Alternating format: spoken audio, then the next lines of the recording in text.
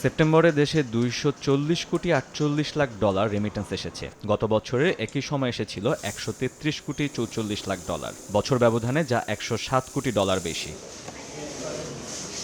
পরিসংখ্যান বলছে চলতি বছরের মার্চ, এপ্রিল, মে, জুন টানা ৪ মাস রেমিটেন্স প্রবাহ বেড়ে ২৫৩ কোটি ৮৬ লাখ ডলারে ঠেকার পর আন্দোলনের মুখে ছন্দপতন হয় জুলাইয়ে।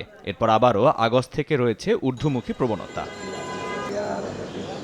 ব্যাংকভিত্তিক হিসাবে দেখা যাচ্ছে ইসলামী ব্যাংক বাংলাদেশ পিএলসির মাধ্যমে সবচেয়ে বেশি ৪০ কোটি ২৮ লাখ ডলার রেমিটেন্স পাঠিয়েছেন প্রবাসীরা।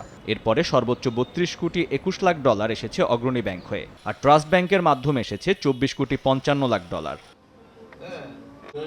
রিজার্ভের চাপ কমাতে যখন বেড়েছে প্রবাসী আয়ের প্রবাহ, তখন ব্যাংকাররা বলছেন খুব সহজেই প্রবাসী আয় বাড়িয়ে দ্বিগুণ করতে দূর করতে হবে ব্যাংকসহ আর্থিক প্রতিষ্ঠানের প্রতি গ্রাহকের আস্থাহীনতা। বাংলাদেশের যে রেমিটেন্স প্রবাহ, এটা ব্যাংকিং চ্যানেলে এখনও পর্যন্ত এর বিরাট অংশ ব্যাংকিং চ্যানেলের বাইরে রয়েছে। অর্থাৎ বাংলাদেশ বঞ্চিত হচ্ছে ফরেন কারেন্সি থেকে। রেমিটেন্স হচ্ছে গিয়ে বাংলাদেশের অর্থ প্রবাহের একটা বিরাট খুঁটি।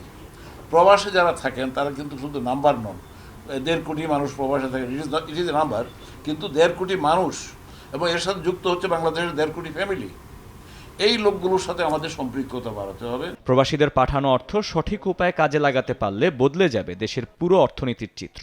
বিজিএমইর যেমন নাকি একটা সমিতি, সবগুলো গার্মেন্টস মালিকদের সমিতি, তেমনিভাবে যত রেমিটেন্স আহরণকারী আছে, আমরা সবাই ইউনাইটেড হয়ে রেমিটেন্সের ব্যাপারে একটা ঐক্যবদ্ধ সিদ্ধান্ত কীভাবে নিতে পারি সেই ব্যাপারে আমাদেরকে ভাবতে হবে।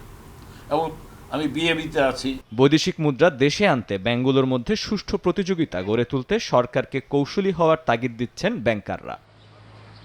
মহির মারুফ, সময় সংবাদ, ঢাকা।